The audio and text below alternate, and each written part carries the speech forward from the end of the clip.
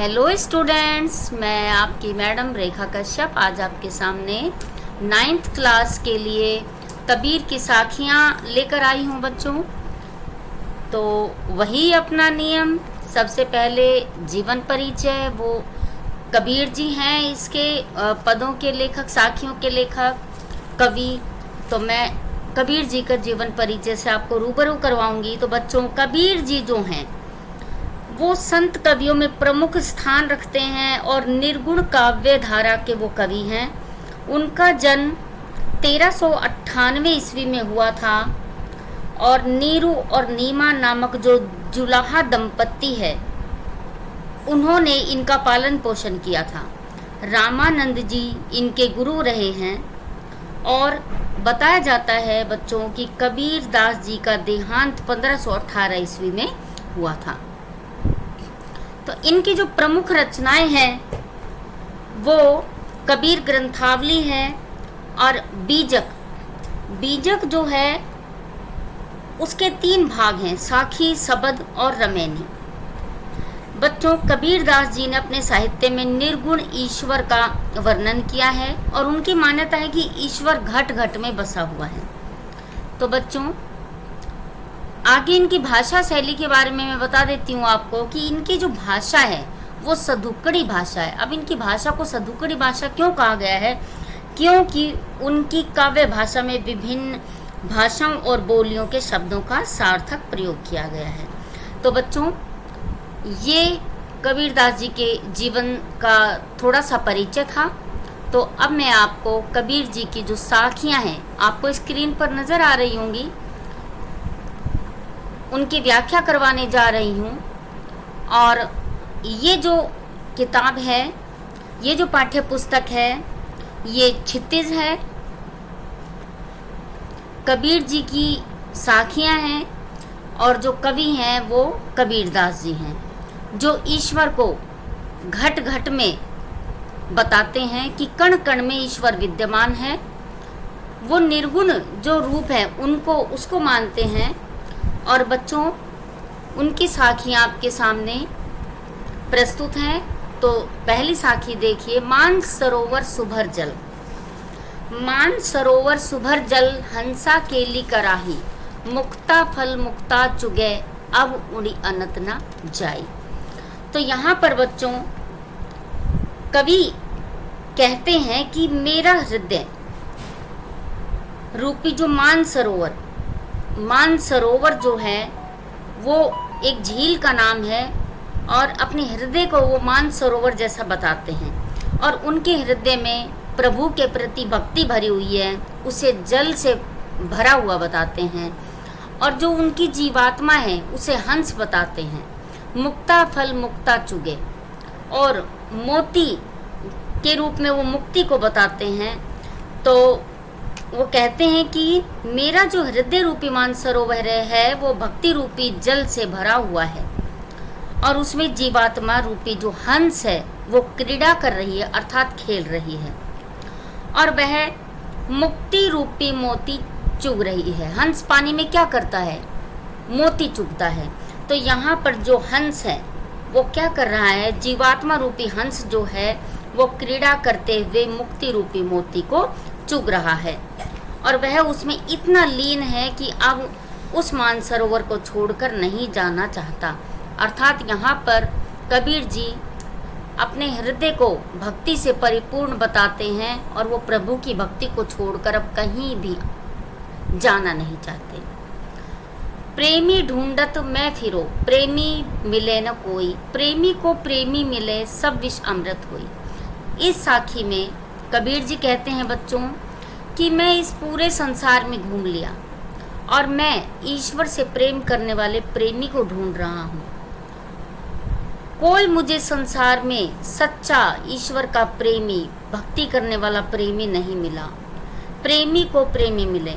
अगर एक भक्त दूसरे भक्त को मिल जाता है, अर्थात ईश्वर को प्रेम करने वाला दूसरे ईश्वर प्रेमी से मिल जाता है, तो सब विष अमृत होई। तो जो इस संसार का सारा विष है वो अमृत में बदल सकता है, अर्थात इस संसार की, इस सृष्टि की सारी बुराइयां अच्छाई में बदल सकती हैं। ये उनका भाव है बच्चों। अब तीसरी साखी देखो बच्चों, आपको स्क्रीन पर नजर आ रही होगी। हस्ती चढ़िए ज्ञान को सहज दुलीचा डारी, स्वान रूप संसार है भूखन दे झक मारी। यहाँ कबीर दास जी जो कवि हैं वो कहते हैं कि हस्ती चढ़िए ज्ञान को, वो इस संसार में जो प्रभु की भक्ति करना चाहता है, जो भक्त, उससे कहते हैं कि हस्ती चढ़िए ज्ञान को। हस्ती अर्थात हाथी की ज्ञान जो है वो हाथी की तरह होना चाहिए। जिस प्रकार हाथी सहज दुलीचा डार, सहज सामान्य रूप से दुलीचा डार कर चलता रहता है, उसी प्रकार हमें ज्ञान प्राप्त करते रहना चाहिए, किसी की परवाह नहीं करनी चाहिए। सहज रूप से, सामान्य रूप से ज्ञान प्राप्त करना चाहिए, भक्ति प्राप्त कर लेनी चाहिए, भक्ति करते रहना चाहिए। स्वान रूप संसार है भूखन दे झकमार।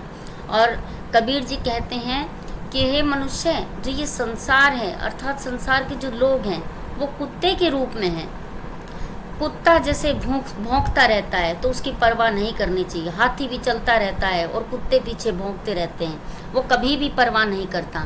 उसी प्रकार तुझे भी प्रभु की भक्ति में लीन हो जाना चाहिए और ज्ञान प्राप्त करना चाहिए। तुझे भी इस संसार के जो कि कुत्ते के रूप में भौंकता रहता है उसकी परवाह कभी भी नहीं करनी चाहिए। अगली साखी देखो बच्चों। पखा पखी के कारणे सब जग रहा बुल्हान, निरपख होई के हरि भजय सोई संत सुजान। तो इस साखी के माध्यम से कबीर जी कहते हैं कि पखा पखी के कारणे अर्थात पक्ष विपक्ष के चक्कर में जो पड़ता है या भेदभाव के चक्कर में जो पड़ता है, सब जग रहा भुलान, तो वो संसार के जो प्राणी हैं वो सब प्रभु को भूल चुके हैं। भेदभाव करते हैं, ऊंच नीच करते हैं, पक्ष विपक्ष करते रहते हैं और इस संसार के सभी लोग प्रभु की भक्ति को भूल चुके हैं। इस कारण निरपख होई के हरि भजे सोई संत सुजान। निरपख अर्थात निष्पक्ष अर्थात सच्चे मन से जो ईश्वर की भक्ति करते हैं, हरि को भजते हैं, वो ही सोई संत सुजान। तो कबीर जी कहते हैं कि हे संतों, वो ही मनुष्य सुजान अर्थात बुद्धिमान है। अर्थात भेदभाव के चक्कर में नहीं पड़ना चाहिए और बिना भेदभाव के, बिना पक्ष विपक्ष के हरि का भजन करना चाहिए, तो वो ही इस संसार में बुद्धिमान है। हिंदू मुआ राम कही, मुसलमान खुदाई, कहे कबीर सो जीवता जो दुहू के निकट ना जाई। तो बच्चों, यहाँ कबीर जी कहते हैं कि हिंदू मुआ राम कही, कि संसार में जो हिंदू लोग हैं वो इतने पागल हैं कि मेरे तो राम हैं और कोई है ही नहीं, ऐसा बोलते रहते हैं। और जो मुसलमान हैं वो इतने पागल हो चुके हैं कि वो कहते हैं कि मेरा तो खुदा है, मेरा और कोई नहीं, और दोनों आपस में लड़ लड़ कर मर रहे हैं। कहे कबीर सो जीवता जो दुहू के निकट ना जाई। और कबीर जी कहते हैं कि संसार में जीवित ही वो मनुष्य है, अर्थात जिंदा वो ही मनुष्य माना जाएगा जो दुहू के निकट ना जाई, जो इन दोनों बातों के निकट नहीं जाता, अर्थात राम और खुदा में कोई भेदभाव नहीं करता। ये जो मनुष्य इन दोनों को एक मानता है, असल में जीवित प्राणी वही है। काबा फिरी काशी भया, राम ही भया रहीम, मोट चून मैदा भया, बैठी कबीरा जी। तो बच्चों, अगली साखी में कबीर जी कहते हैं कि काबा फिरी काशी भया। कबीर जी कहते हैं कि काबा जो कि मुसलमानों का तीर्थ स्थान है और काशी जो कि हिंदुओं का तीर्थ स्थान है, अगर देखा जाए तो ये दोनों ही एक समान है। राम ही भया रहीम, और राम और रहीम दोनों ही प्रभु है, दोनों ही भगवान का नाम है। अल्लाह, प्रभु, भगवान सब एक है, इनमें कोई भेदभाव नहीं है। मोट चून मैदा भया, और कबीर जी कहते हैं मोटा चून भी तो कहीं ना कहीं मैदा ही है। पहले वो मोटा चून होता है, पहले वो मोटा आटा होता है, उसके बाद उसको मैदा बना दिया जाता है, लेकिन कहीं ना कहीं मोटा चून ही मैदा है। बैठी कबीरा जी। और कबीर जी कहते हैं जो काबा और काशी को एक समान समझता है, राम और रहीम को एक समान समझता है, और मोटे चून को भी मैदा और एक समान ही समझता है, तो उसके घर जीवने में आनंद आता है। आखिरी जो हमारी साखी है बच्चों, उसकी व्याख्या इस प्रकार है। ऊंचे कुल का जन्मिया जय करनी ऊंच न होई, सुबरन कलश सुरा भरा साधु निंदा सोई। तो बच्चों, ऊंचे कुल का करनिया जन्मिया, कबीर जी कहते हैं कि व्यक्ति चाहे अच्छे कर्म उसके नहीं हैं, लेकिन वो ऊंचे कुल में पैदा हो जाता है, तो इससे कोई फायदा नहीं है। उसके कार्य जो हैं, उसके काम जो हैं वो नीचे हैं, उसके काम ऊंचे नहीं हैं, और उसने जन्म ऊंचे कुल में ले लिया है, उसका कोई भी फायदा नहीं है। अगर कोई मनुष्य नीचे कुल में जन्म लेता है और उसकी करनी अगर ऊंची है तो वो ऊंचा कहलाएगा, लेकिन अगर वो ऊंचे कुल में जन्म हुआ है और उसके कार्य, उसके काम जो है वो बुरे हैं, नीच जैसे हैं, तो उसका कोई फायदा नहीं है, उसकी बुराई होगी ही होगी। सुबरन कलश सुरा भरा साधु निंदा सोई। और कबीर जी कहते हैं कि उसी प्रकार सोने के सुबरन कलश, कलश अर्थात कलश मटका, कलश भी कह सकते हैं बच्चों, और सुबरन सोने का, उसी प्रकार कबीर जी कहते हैं कि सोने का जो कलश है, सुरा भरा, सुरा अर्थात शराब, उसमें अगर शराब भर दी जाए, साधु निंदा सोई, तो सभी लोग उस सोने के कलश की भी बुराई करेंगे। तो उसी प्रकार अगर ऊंचे कुल में किसी मनुष्य का जन्म हुआ है, लेकिन उसके कार्य अच्छे नहीं हैं, नीचों जैसे हैं, उसकी हरकतें अच्छी नहीं हैं, तो उसका कोई फायदा नहीं है। तो बच्चों, ये आपकी व्याख्या हुई कबीर जी की साखियों की। मैं आपको थोड़ा सा इसका भावार्थ समझ लीजिए, विषय समझ लीजिए, या काव्य सौंदर्य, उनकी कुछ पंक्तियां आपको बता देती हूँ, ताकि आपको पूरी वीडियो, एक ही वीडियो में सब कुछ मिल जाए आपको। तो ये जो है, ये दोहा छंद में है बच्चों, और भाषा बड़ी सरल सहज और भावों के अनुकूल है। साखियों में अनुप्रास अलंकार है, पुनरुक्ति प्रकाश भी कहीं अलंकार है, यमक भी है, और शब्दों का चयन बहुत सटीक है, भावों के अनुकूल है। और जो कवि हैं, जो कबीर जी हैं, वो अत्यंत सरल शब्दों में इतने महान वचनों को उद्घाटित करते हैं। हाँ, तो बच्चों, ये कबीर जी की साखियाँ की व्याख्या आपको अच्छे से समझ में आ गई होगी, और अब मैं कबीर जी के शब्द आपको कराऊंगी। बच्चों, पहले पिछले साल तक हमारे सिलेबस में 2 पद हुआ करते थे, लेकिन इस बार शब्द में एक ही पद है।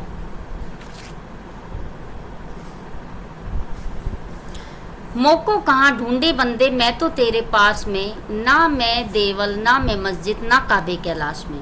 बच्चों, कबीर जी कहते हैं कि प्रभु कहते हैं कि मेरे को हे बंदे, हे मनुष्य, तो कहाँ ढूंढता फिरता है, मैं तो हमेशा तेरे पास में रहता हूँ, मैं तो तेरे हृदय में निवास करता हूँ, घट घट में निवास करता हूँ, कण कण में निवास करता हूँ, और तू पता नहीं मुझे कहाँ ढूंढता फिरता है।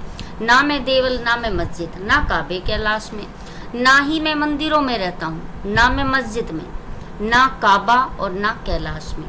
बच्चों, अक्सर मनुष्य मंदिर के चक्कर काटता रहता है कि प्रभु खुश हो जाएंगे, और जो मुस्लिम भाई हैं वो मस्जिद के चक्कर काटते रहते हैं कि हमारा अल्लाह खुश हो जाएगा। काबा में जाते हैं, कैलाश पर्वत पर जाते हैं कि प्रभु को हम ढूंढने जा रहे हैं, हमने प्रभु को पा लिया है, लेकिन ऐसा नहीं है। ना तो कोने क्रियाकर्म में, नहीं योग वैराग में। और कबीर जी कहते हैं कि प्रभु कोई क्रियाकर्म में भी नहीं है, किसी भी प्रकार के कोई क्रियाकर्म या जो ढोंग विद्या या आडंबर आदि करते हैं उनमें भी नहीं है, नहीं योग वैराग में, और ना ही योग साधना से प्रभु मिल सकते हैं, और ना ही वैराग्य धारण करने से प्रभु मिल सकते हैं। खोजी होए तो तुरंत मिली हो पल भर की तलाश में। और बच्चों, कबीर जी कहते हैं कि खोजने वाला होना चाहिए, प्रभु को प्राप्त करने वाला, तलाश करने वाला होना चाहिए। अगर सच्चा भक्त उन्हें ढूंढता है तो वो पल भर की तलाश में मिल जाते हैं, उन्हें प्रभु बहुत जल्दी मिल जाते हैं, क्योंकि प्रभु तो हर सांस में निवास करते हैं, हर कण में निवास करते हैं। कहे कबीर सुनो भाई साधो सब श्वासों की सांस में। और कबीर जी कहते हैं कि हे साधुओं सुनो, ये मनुष्य कितना पागल है, कहीं मंदिर में, कहीं मस्जिद में, कहीं काबा, कैलाश, कहीं योग वैराग और कहीं क्रियाक्रम में ढूंढता फिरता है, लेकिन मेरा प्रभु तो सबकी सांसों में निवास करता है, हर सांस में, उसके कारण ही हमारी सांस चलती है। तो बच्चों, ये कबीर जी की साखियाँ और शब्द की व्याख्या आशा करती हूँ कि आपको समझ में आ गई होगी। और बच्चों, अगर आपको मेरी वीडियो से कुछ भी फ़ायदा हो रहा है, आपको लाभ प्राप्त हो रहा है और आपको अच्छी लग रही है, तो मेरी वीडियो को लाइक, सब्सक्राइब और शेयर करना ना भूलें। Thank you.